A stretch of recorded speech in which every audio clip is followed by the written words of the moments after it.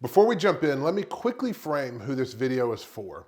If you've built serious retirement savings, maybe you're in your late 50s, 60s, or even your early 70s, and your portfolio is approaching or already around $1.9 million, this is a stage where questions change. You're no longer asking, will I ever be able to retire? Am I on track?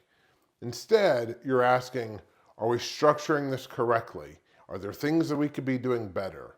Are we being tax efficient? Are we taking the right level of risk? Are we missing something important? My name's Jonathan Bednar. I'm a certified financial planner and co-owner of Paradigm Wealth Partners here in Knoxville, Tennessee. I've been advising families since 2010, specializing in retirement planning for professionals and business owners who've spent decades building wealth and want clarity about what comes next. And what I've consistently seen is that there's a real transition point that happens once you reach this level of wealth. And not because $1.9 million is a magical number, but because planning complexity increases significantly once you reach it. And that's what we're going to talk about today. Why is $1.9 million a turning point? Crossing $1.9 million in retirement savings should feel like freedom. And in many ways it is. You've built a large net worth. You have freedom and flexibility and wealth, and you've accomplished so much. But what most people don't realize is that once you reach this level of wealth, retirement planning changes. Below roughly $1 million, the dominant concern is, will I have enough? Am I on track? Can I make it? Can I afford to retire? Can I afford my living expenses if I choose to quit working? Around 1.9 million and beyond, the questions become, how do I protect what I've built? And before this stage, growth lends to be what matters most. After you reach this stage, preservation, tax strategy, how we turn your nest egg into a paycheck, and risk alignment begins to matter more than simply maximizing returns.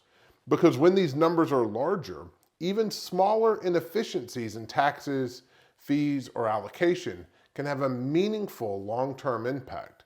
And that's why this level represents a shift in your mindset. So let's talk about a couple of traps. The first trap is trap number one, not knowing your real retirement number.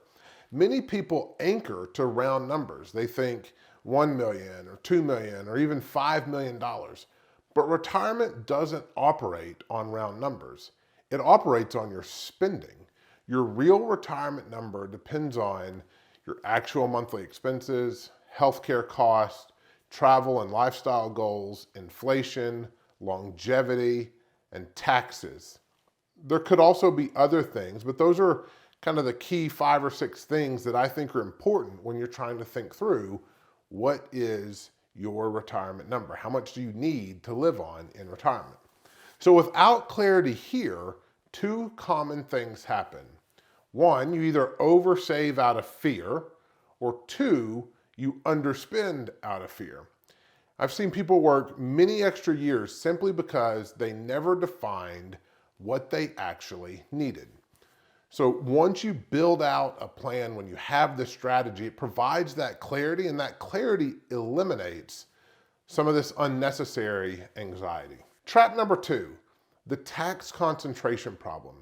At $1.9 million, most households have 60 to 85% of their assets in tax deferred accounts, IRAs and 401ks, meaning that money has never been taxed. And when you take a withdrawal, it becomes taxable income that hits your ordinary tax brackets, your ordinary income brackets. So that means much of the portfolio, like I just said, has never been taxed. Eventually, you're going to have to start withdrawing what's called required minimum distributions, RMDs. Currently, those phase in at 73, and they're gradually increasing over time to age 75. RMDs are a mandatory taxable income. Whether you need the money or not, you must take the RMD distribution once you hit a certain age. These RMDs can trigger higher marginal tax brackets, increased taxable, your Social Security benefits being taxable, Medicare IRMA premium surcharges, net investment income can also be triggered, and it can also reduce deductions. And none of this should be a surprise. It's predictable, but it requires action before you reach RMD age, not after. And this is where proactive tax planning becomes essential in your retirement plan. Trap number 3, the complexity creep. As wealth grows, so do opportunities. You get more and more solicitations for private real estate deals, alternative investments, business opportunities, insurance-based solutions. And some of these may serve a purpose, but complexity for its own sake often adds higher embedded cost, less liquidity, longer lockup periods, and greater difficulty understanding the risk or how they work. At this stage, simplicity is often a competitive advantage, and you don't need more moving parts. You just need some coordination and clarity with your financial plan. Trap number 4, portfolio misalignment. So this is a big mindset here, but losses feel different at different levels of wealth. As an example, a 20% decline on a $200,000 investment portfolio is $40,000. A 20% decline on a $1.9 million portfolio is $380,000. That's a big difference, and that changes the behavior substantially. The most common misalignments I see is being too aggressive. This is when retirees have too much money in equities, too much of their portfolios in equities, and this is exposing themselves to significant sequence of return risk. The other one that I see, and actually I see this far more often, is when retirees are too conservative, allowing inflation to quietly erode purchasing power. A helpful structure in thinking through these parts is what I call the 6-5-4 method. You can watch another video I have linked here where I explain this in more detail. Let's talk about the first part of the 6-5-4 method. The first is the buffer. This is your 6-month emergency fund. You've heard about this many times. This is the easy place to grab money for the unexpected expense. The next bucket is your war chest. This is your 5 years in high quality bond ladder that you use to produce and generate income over the next 5 years. This helps you weather the storms that we see, the volatility we see in the marketplace as investors. And then finally, the engine, the equities that we are invested for long-term growth. The purpose isn't to maximize performance with this. It's to create stability during volatility. When markets decline, you're not asking, should we sell? You're reminding yourself, we already have funded the next few years with our war chest. We have a plan on paper, on purpose for this very event. And that changes the conversations entirely in my experience over years with retirees, business owners, people that we've implemented with, and it adds that confidence they need to weather these unnecessary or these undue storms that pop up out of nowhere. The next trap is the legacy blind spot. So at $1.9 million, many families will not spend all of their money. In fact, it means that you're not just planning for retirement, but you're planning for a transfer. There's going to be a legacy, a gift, whether to family or to some charitable organization. But a lot of times we see clients can't spend or don't want to spend, meaning that they're sufficient, they're happy, they enjoy the life they have. They don't need the perpetual chase of more, they're content. And so what this does is, without having structure around the legacy that you may provide, then beneficiary mistakes happen, tax inefficiencies compound, family misunderstandings can develop. This is one that I see all the time, frequently. And a little bit of conversation, a little bit of planning on the front end can go a long way to help these family misunderstandings or even prevent a lot of the family misunderstandings. So legacy planning isn't about control, it's about clarity. Reviewing your beneficiary designations, consider Roth positioning, Evaluate whether trusts are appropriate for you or your family. That's one that you might want to consult an attorney for. Be intentional about your charitable goals or charitable giving, and communicate your values early to your spouse, to your loved ones, to the people that are going to carry out your final wishes and your legacy, because your plan is not just what you do with the money today, but it's how this legacy is left after you're gone. And your tax plan and your legacy plan are definitely connected. People don't think about this, but these things are interwoven substantially in your plan. How to calculate your real number. Here's a practical framework. Step one, gather 2 to 3 months worth of expenses. Use your credit card statements, your bank statements, and I also want you to include everything that would also be things that are irregular expenses, like repairs or travel, gifts, insurance. Things that don't happen every single month also need to be included when you're trying to think about your overall living expenses. The next thing we want to do is subtract the guaranteed income sources, such as Social Security, pensions, or other guaranteed income sources, from your total expenses. That's going to give you the gap, how much we need from our investment portfolios every month to provide your retirement income. Step 3, we want to identify flexible spending. So if markets decline significantly, what can we temporarily pause or temporarily reduce in order to kind of weather this storm? Now, we have the 654 method in place, so we've got a buffer already in place to help us.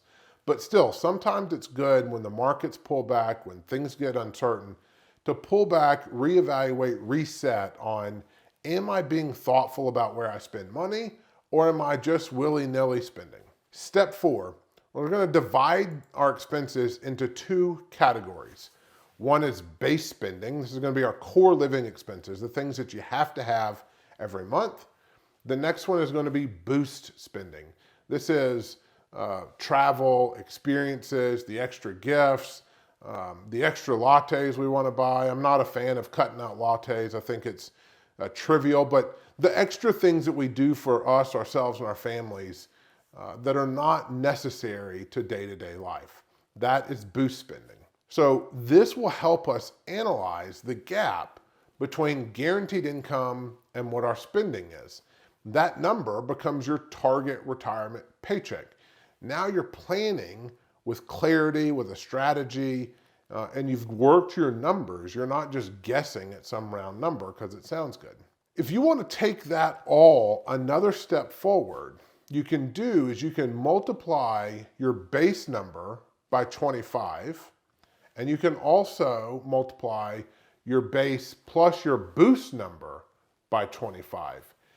Once we do that, that'll give us 2 figures, and that will give us a range of what your assets need to be to provide supplemental retirement income for you up and above your guaranteed income streams like Social Security, pensions, those sort of things. Let's talk about a tax smart withdrawal framework. A common structure looks like this.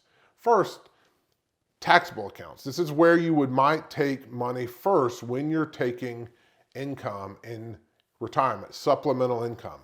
So one of the things to do is use your taxable money first, money that's already been taxed, harvesting gains and losses strategically. Second is potentially using your pre-tax accounts, filling lower tax brackets intentionally, not waiting necessarily to RMD age. And then third is using Roth accounts, leaving these last so that they can continue to grow long-term for growth to help support your retirement over a 20 or 30 year period. The other things that you might consider in this window is Roth conversions. Do they make sense? Well, in low income years, they probably do. Before Social Security or before RMDs, they potentially do. Before Medicare premiums rise, when you turn these on, you might have some Medicare IRMA premium surcharges. So you want to factor that in. Medicare uses 2 years look back to determine what your premium is going to be.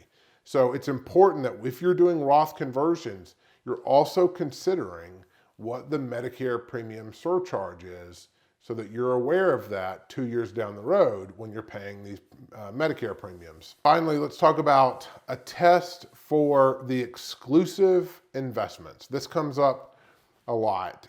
And again, people, they build significant wealth, they have significant wealth, and there starts to be questions around, opportunities that get presented and should I buy, should I invest? This deal came to me, sounds good.